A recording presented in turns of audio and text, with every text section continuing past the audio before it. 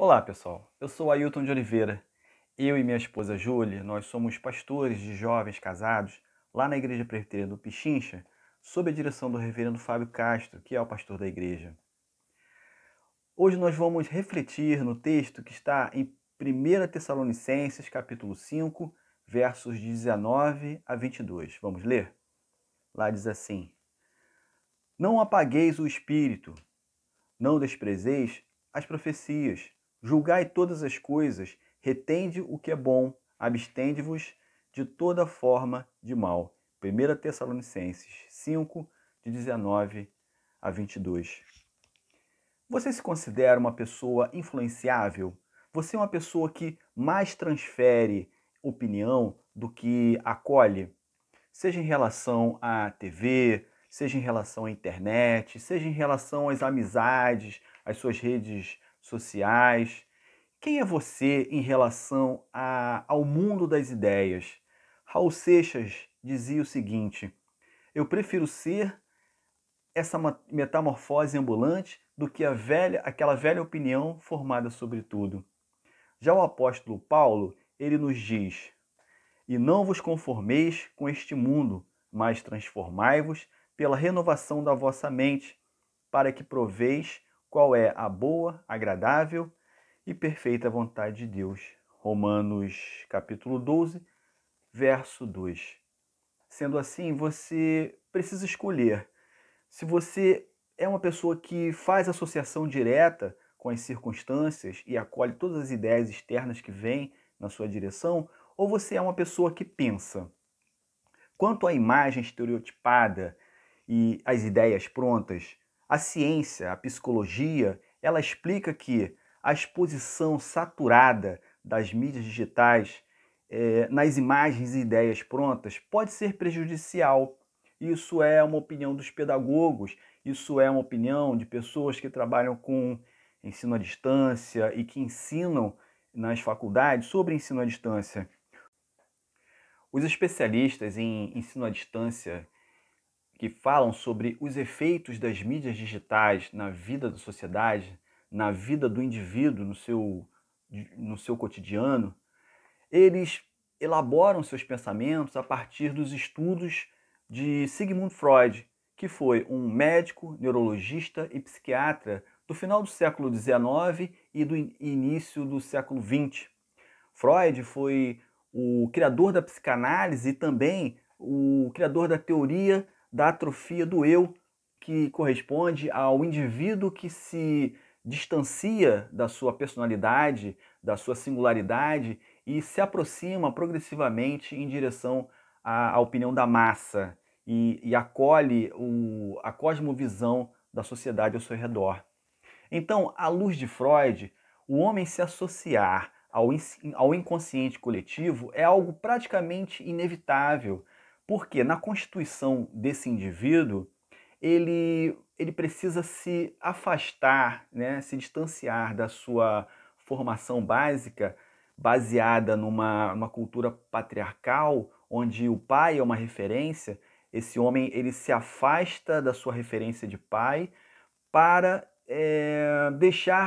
para se afastar também da sua natureza primitiva, desse homem primitivo, e caminhar em direção de se tornar um homem mais sociável, de se comunicar melhor, de fazer parte de um grande grupo chamado sociedade. Então ele deixa de ser primitivo e vai se tornando cada vez mais sociável, mas para tanto ele se distancia da referência de pai e vai se aproximando do pensamento da sociedade, dos conceitos e valores da sociedade em que ele está inserido.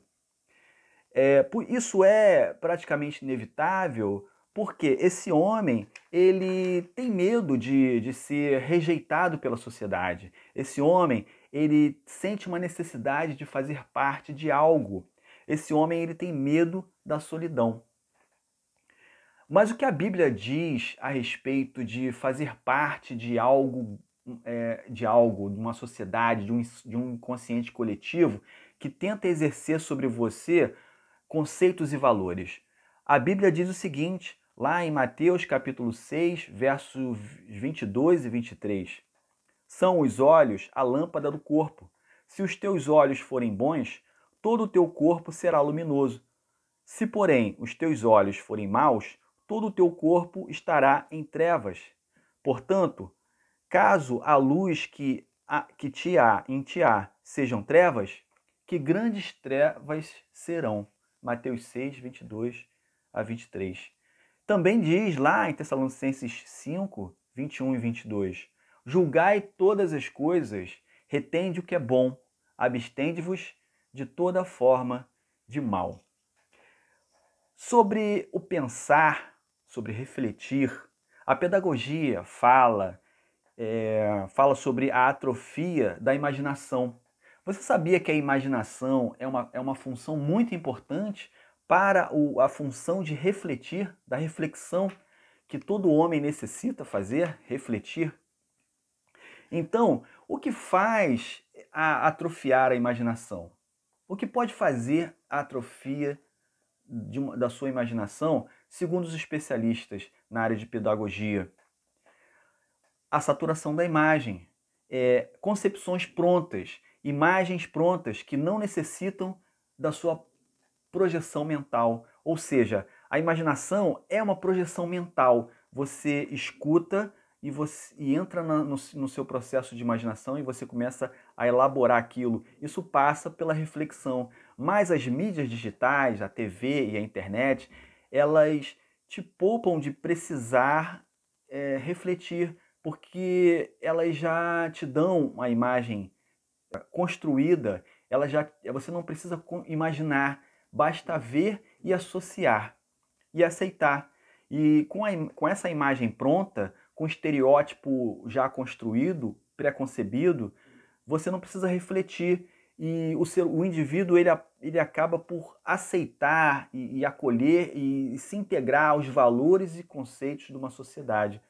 Muitos desses conceitos são contra a Bíblia, muitos desses conceitos são anticristãos e são conceitos ruins que vão ser clareados à luz do texto bíblico. Especialistas em pedagogia e ensino à distância explicam que a saturação de imagem projetada inibe o hemisfério esquerdo do cérebro, porque ativa a associação e paralisa a sua imaginação. Ou seja, a associação direta, ela não necessita de reflexão, mas a imaginação, ela te leva à reflexão. Veja como é importante a função da imaginação. Então, como corrigir isso? A prática da leitura, porque a leitura, e especificamente a leitura da Bíblia, ela vai trabalhar em você o exercício da reflexão e da imaginação, e você vai balancear os conceitos à luz da palavra, você vai pensar de forma coerente o significado das coisas, o caráter das coisas que estão no mundo ao seu redor. Paulo fala aos seus discípulos, ao seu discípulo amado, que é Timóteo, na segunda carta de Timóteo, capítulo 3, versos 16 a 17. Ele diz: toda a Escritura é inspirada por Deus e proveitosa para ensinar, para repreender, para endireitar as coisas, para disciplinar em justiça. E a TV e a internet? São coisas boas ou são coisas ruins que devemos abandonar?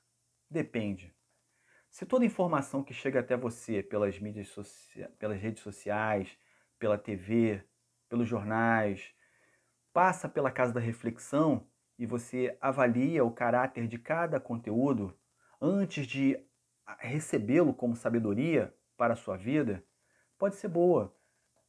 Mas se toda informação que chega caminha na direção da associação direta sem reflexão, é ruim, porque o indivíduo ele vai perdendo a sua capacidade de refletir sobre o caráter das coisas, porque se acostuma a receber a informação e ter aquilo como verdade, ter aquilo como coisa válida, como coisa boa. O apóstolo Paulo ele estava preocupado em blindar a igreja das influências ruins e dos pensamentos anticristãos. coisas, de informações que o tempo todo buscavam desconstruir a sã doutrina, a base do amor que era profetizado sobre a igreja, a palavra de Deus que construía nos corações uma sabedoria de Deus.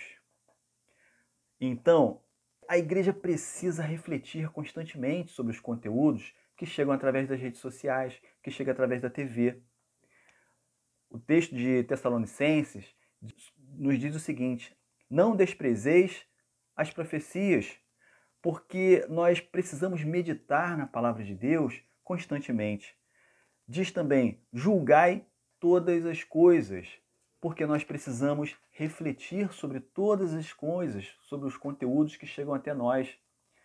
Paulo diz: retende o que é bom, ou seja, muitas coisas podem ser aproveitadas a partir do momento que elas passam por uma reflexão para que se analise a coerência de cada conteúdo nas mídias. E Paulo também diz: abstende-vos de toda forma de mal. Isso, a meditação vai jogar luz sobre o conteúdo e nos dizer se as coisas são boas ou se são ruins.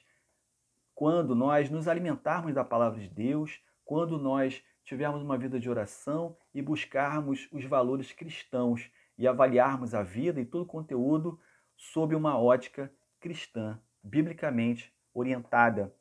Então, aproveite o que é bom e afaste-se do que é ruim. E que Deus te abençoe. Que Deus, ele te oriente, que Deus abra os seus olhos espirituais dia após dia sobre todas as coisas, para que você viva bem, para que você seja uma pessoa sábia, para que você seja feliz. Amém.